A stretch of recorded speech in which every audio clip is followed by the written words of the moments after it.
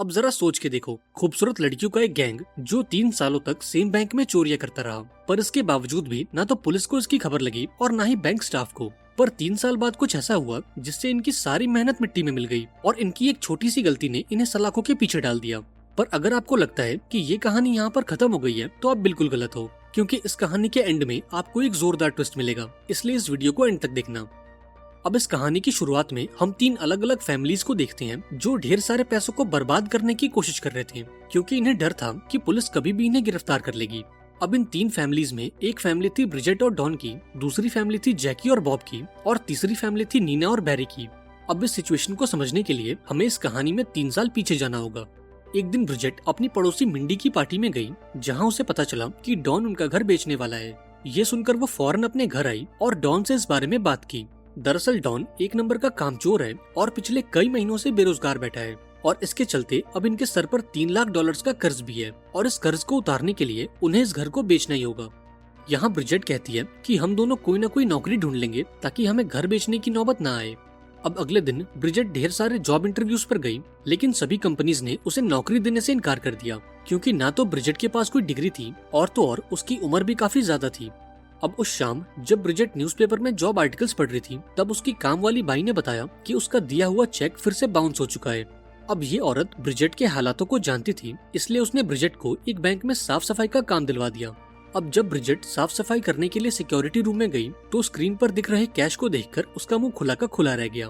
पर तभी इस बैंक का मैनेजर ग्लोवर उसके पास आया और उसे चेतावनी देते हुए बोला कि इस बैंक के अंदर हर एक स्टाफ पर कड़ी नजर रखी जाती है, इसलिए तुम कुछ उल्टा सीधा करने का सोचना भी मत।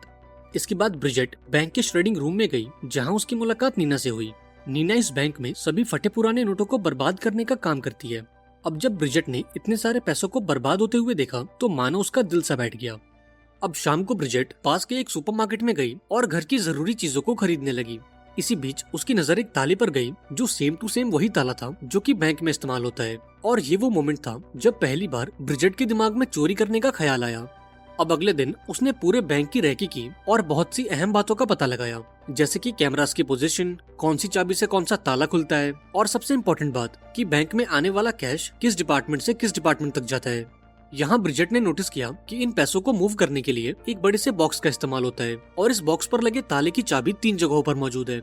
इसकी पहली चाबी थी सॉर्टिंग रूम में, जहाँ फटे पुराने नोटों को नए नोटों से अलग किया जाता था। इसकी दूसरी चाबी थी ट्रेजरी डिपार्टमेंट के हेड एजेंट वेन के पास, और इसकी तीसरी चाबी थी श्रेडिंग रूम में, जहां पर नीना काम करती है। अब ये सब जानने के बाद ब्रिजेट का काम था ऐसे लोगों को ढूंढना जो इस काम में उसका साथ दे सके। खैर, अगले दिन उसने नोटिस किया कि सिक्योरिटी स्टाफ बैरी और शॉन नीना पर लाइन मार रहे थे, लेकिन नीना ने उन्हें घास नहीं डाली और चुपचाप बैंक के बाहर आ गई। अब बाहर निकलते ही ब्रिजेट ने उसे रोक लिया और उसे अपने प्लान के बारे में बताया। हालांकि ये प्लान सुनते ही नीना ने इसके लिए साफ इनकार कर दिया और ब्रिजेट को उससे दूर रहने को कहा, लेकिन ब्रिजेट ने भी हार नहीं मानी और नीना का पीछा करते हुए उसके घर तक आ पहुंची। यहाँ उसने नीना को वो ताला दिखाया जो कि बैंक में इस्तेमाल होता है। अब इस ताले को देखकर नीना काफी घबरा गई और ब्रिजेट को यहाँ से जाने को कहा।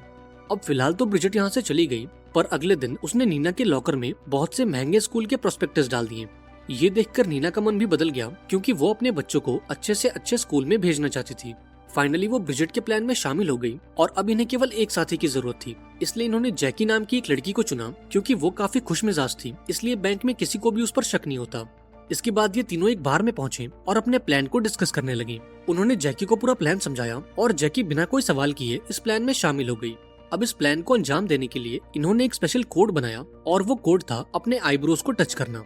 अब अगले दिन ब्रिजेट ने उस नए ताले को अपनी बेल्ट में छुपा लिया और जैसे तैसे करके उसे बैंक के अंदर ले आई।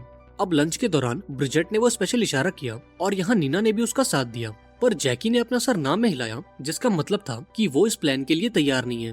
अब पूछे जाने पर जैकी ने बताया कि मेरा दिल कहता है कि आज कुछ बुरा होने वाला है। ये सुनकर ब्रिजेट और नीना ने उसे खूब डांटा, क्योंकि उसके चलते आज इनका प्लान फेल हो गया था।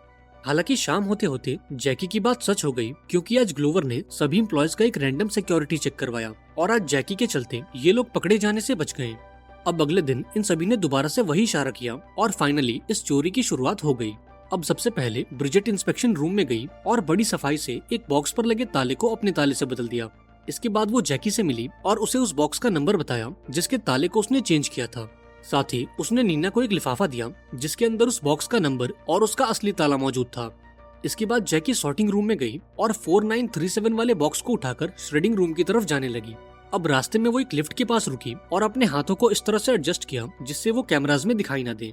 इसके बाद उसने बड़ी सफाई से उस ताले को खोल दिया और नोटों के ढेर सारे बंडल्स को पीछे मौजूद कचरे के डब्बे में डाल दिया।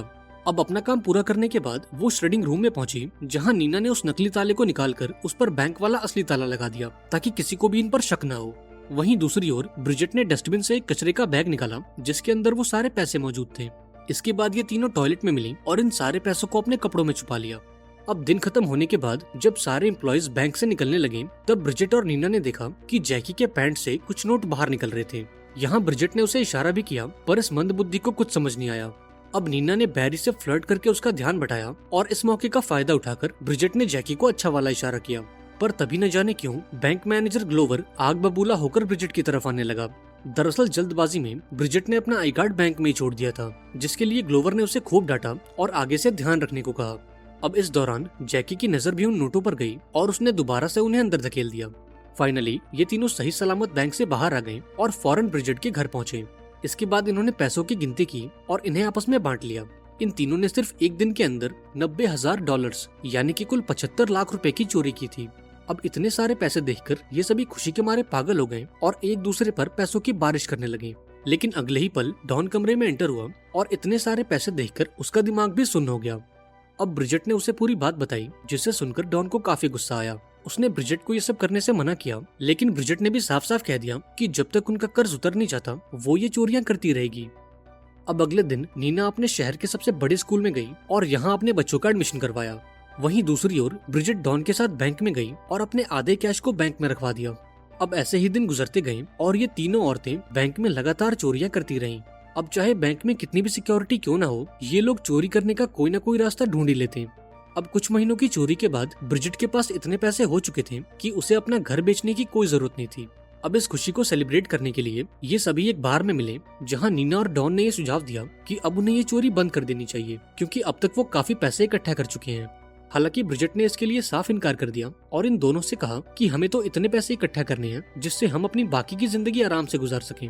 अब जैकी और उसका बॉयफ्रेंड भी ब्रिजेट की बात से सहमत थे, इसलिए उन्होंने चोरी करते रहने का फैसला किया। अब थोड़ा मनाने के बाद नीना भी इसके लिए राजी हो गई, लेकिन उसने ये शर्त रखी कि हम में से कोई भी इतनी महंगी चीज नहीं खरीदेगा जिससे टैक्स डिपार्टमेंट या फिर बैंक को हम पर शक हो। अब यहाँ तो ब्रिजेट ने ये शर्त मान ली, लेकिन अगले ही दिन वो एक ज्वेलरी स्टोर में गई और $60,000 की एक अंगूठी खरीद ली।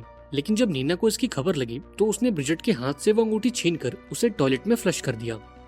अब थोड़े दिनों बाद नीना इसी बाथरूम में ब्रिजेट का इंतजार कर रही थी ताकि वो उस बॉक्स का नंबर और वो असली ताला ले सके।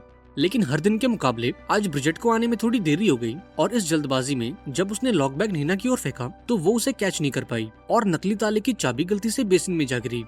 अब जरा गौर करो, उस नकली ताले की एक चाबी थी ब्रिजेट के पास और दूसरी चाबी थी जैकी के पास। लेकिन ये लोग जैकी से वो चाबी नहीं मांग सकते थे क्योंकि इनके पास उसका फोन नंबर नहीं था, और अगर ये चाबी लेने के लिए ऊपर जाते तो सिक्योरिटी को इन पर शक हो सकता था।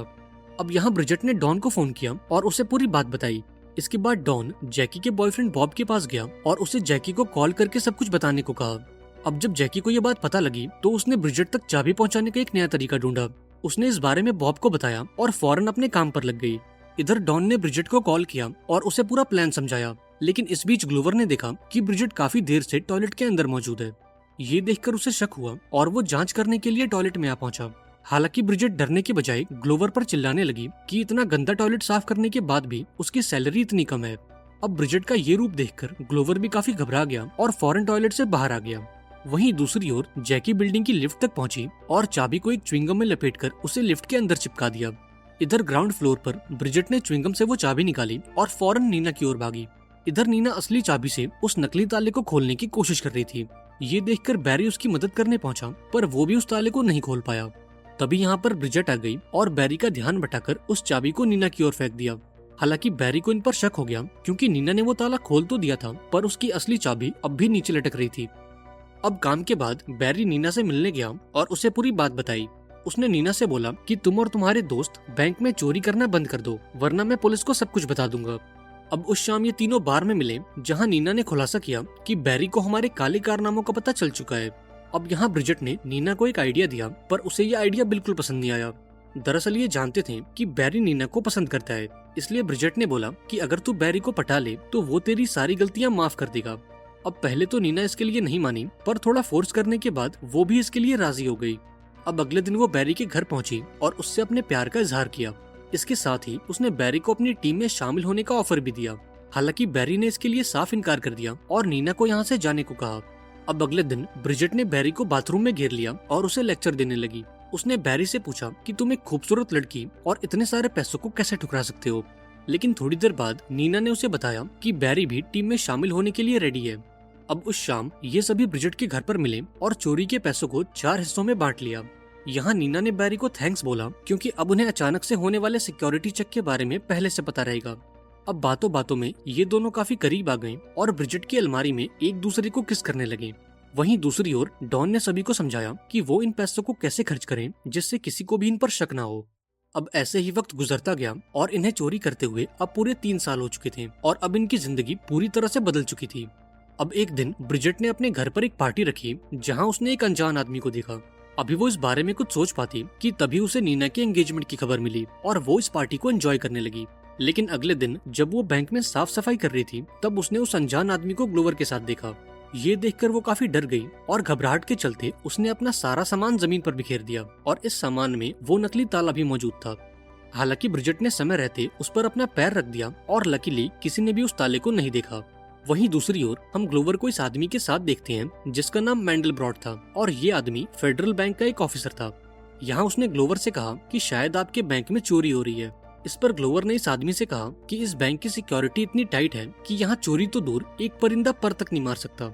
अब इस चोरी को साबित करने के लिए ग्लोवर ने मैंडलब्रॉट से कुछ सबूत मांगे, पर चूंकि मैंडलब्रॉट के हाथ खाली थे इसलिए वो सबूतों को इकट्ठा करने ब्रिजेट के मोहल्ले में जा पहुंचा। इधर डॉन ने भी मैंडलब्रॉट को देख लिया और ब्रिजेट को कॉल करके सरेंडर करने को कहा, लेकिन ब्रिजेट ने इसके लिए साफ इनकार कर दिया क्योंकि अगर नीना चोरी के इल्जाम में पकड़ी गई तो पुलिस उसे अपने बच्चों से दूर कर देगी। अब उस शाम इस पूरी टीम ने एक मीटिंग की जहां ये पता चला कि बॉब ने शेयर मार्केट में $10,000 से ज्यादा इन्वेस्ट किए थे और इसके चलते ये सभी लोग IRS के रडार पर आ चुके थे।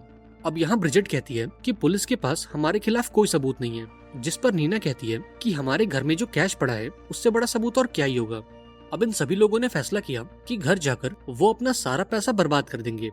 इसके बाद हम जैकी और बॉब को देखते हैं जिन्होंने अपना सारा पैसा एक ट्रक में भरकर उसे बॉम्ब से उड़ा दिया, पर अभी ये दोनों देश छोड़कर भाग पाते उससे पहले पुलिस ने इन्हें गिरफ्तार कर लिया।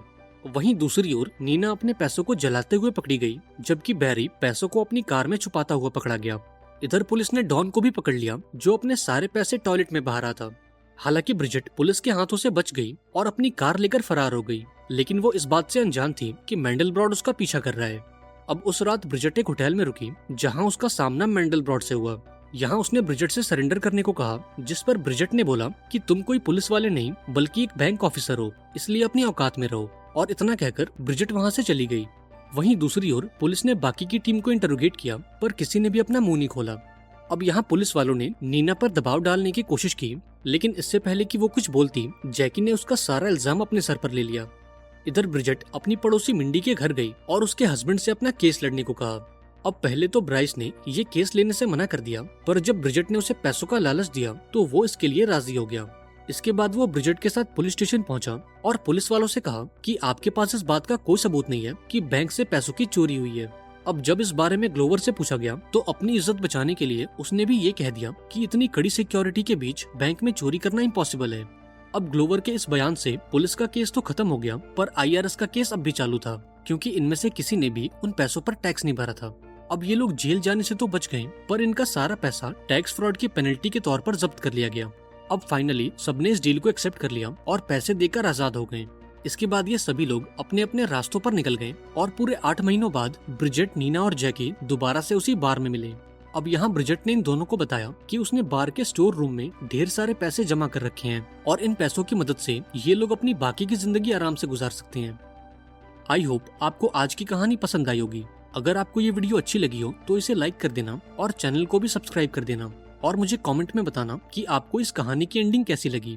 मिलते हैं अगली वीडियो में, पर तब तक के लिए be safe and keep chilling.